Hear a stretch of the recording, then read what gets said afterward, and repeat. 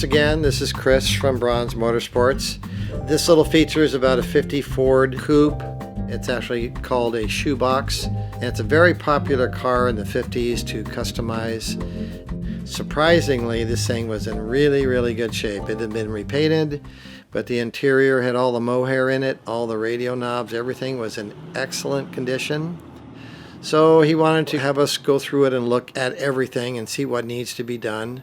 And of course it was leaking oil and the compression was low, the transmission was popping out of second gear, all the usual things, and the suspension and the kingpins were loose. So we pulled the motor out. It's going to get inspected and torn down by Roy, our machinist. As it turns out, the pickup screen was clogged solid and some of the bearings were starved. So we'll send it out for rebuilding, a rebuilder that we have been using for the last 10 years. They'll end up going through it, boring it, new pistons and rings and bearings, a camshaft, decking the block, all new valves and springs, a good valve job, everything that a flathead 6 would need to take it 100,000 miles once we put it back in.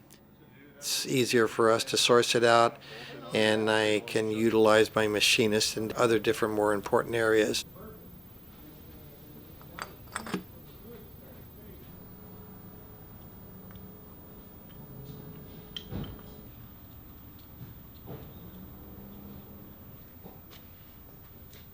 And Roy's starting to put all the accessories back on. Anything that's worn, we replace, like the starter. The fuel pump has to be sent back east. The carburetor we rebuild and rejet in-house. You'll see him putting on the exhaust intake manifold. That whole unit is machined, surfaced on one of our surfacing machines to make sure it's flat. And then you see Roy here, we're going to be putting on the oil pump and the oil pan, and then right after that we're going to prime the motor and get ready for an installation.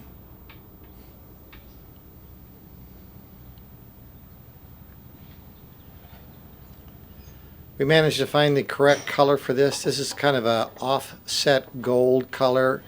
We got this correct paint from Hemmings. So we try and keep the engines period correct in terms of all the bolts and the nuts, and certainly the paint and the color of the engine is one of the more important things.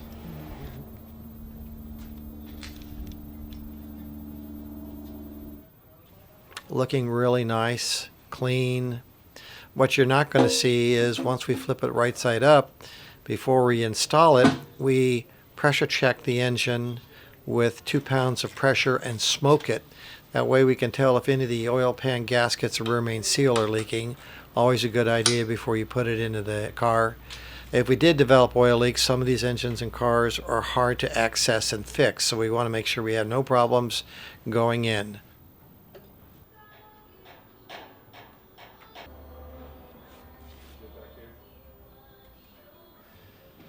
So we're installing the engine right now. All the accessories are hooked up, battery cables, the battery, and we're going to be finishing up the drivetrain.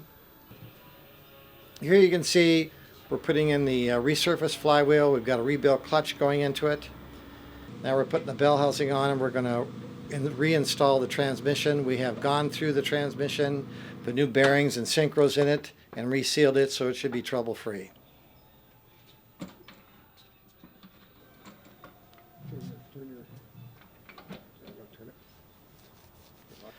One of the problems that we had that we didn't notice until we test drove it was the speedometer was frozen. So in order to get the speedometer out, we had to drop the steering column down, and in order to do that we had to pull the steering column and gearbox out of the car.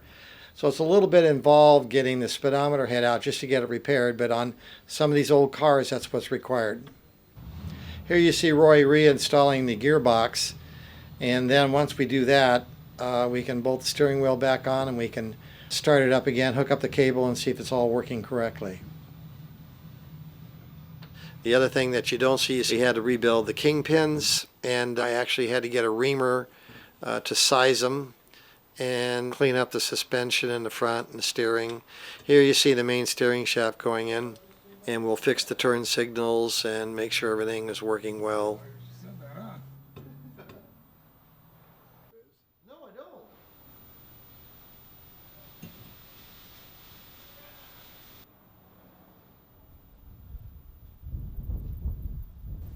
All these parts have been cleaned up and checked for wear and heliarched and repaired as necessary. Here the shift linkage is going in, and it's really sturdy stuff, being out of cast steel from the 50s, well made. You don't see this stuff on newer cars in the 70s, 80s, and 90s. They're durable and they last, and of course plenty of good lube to get them to shift smoothly.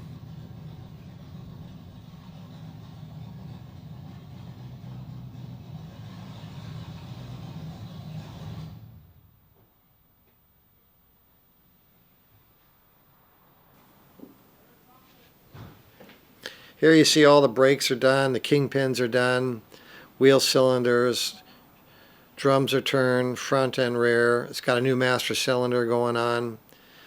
And we'll pressure bleed the system. I think on this particular job we replaced a lot of the brake lines because they were rotted out or they were frozen. So safety first, and of course you see a full set of bilstein shocks going all the way around. They don't actually make a shock for this, but we measure the ride height and then we can order out a specific set of bilstein, so we can pretty much find a bilstein shock for any car on the market, and they really enhance the ride on these cars.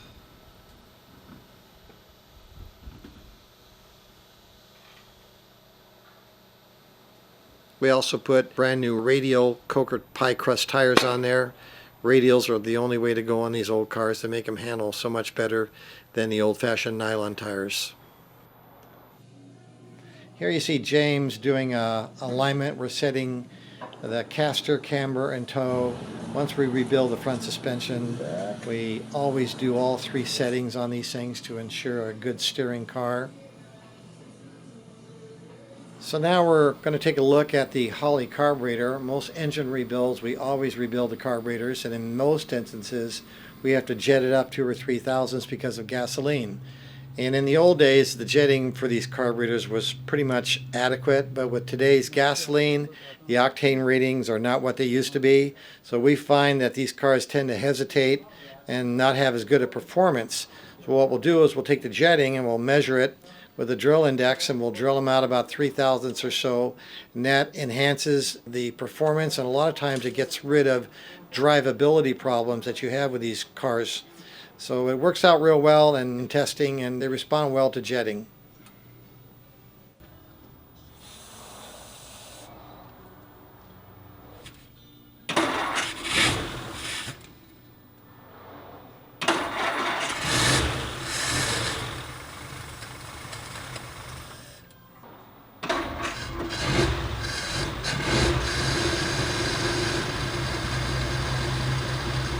So now we got the car fired up and we're breaking it in, and they're going to make sure all the cylinders are hitting and there's not any noises like exhaust leaks, and then they'll tune the carburetor and the idle mixture screw. They'll set the timing, and then we'll see how it responds.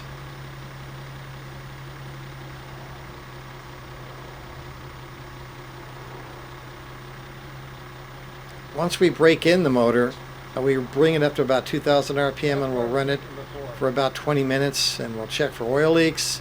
We'll see how the carburetor tunes, whether the mixture screw adjusts, and a lot of times once the engines are broken in, we may get some exhaust leaks, or we may have a loose hydraulic lifter or a solder lifter. Once that's fixed, you can see Lewis closing the hood, and now we're going to go for a road test.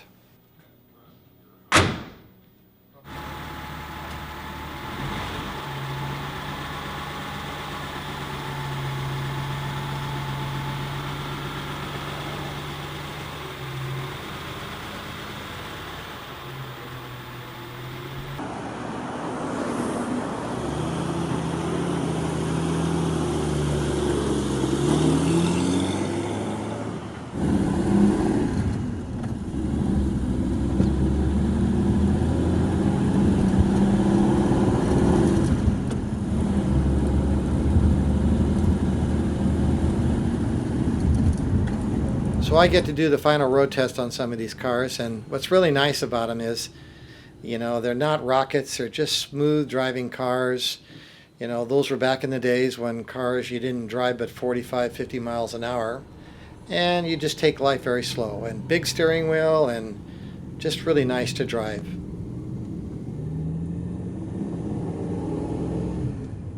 Of all the performance engines and hot rods that we build, sometimes it's really nice to get in an old-fashioned 50s car with a manual transmission, their manual steering, a 6-cylinder flathead. They only had 110 horsepower.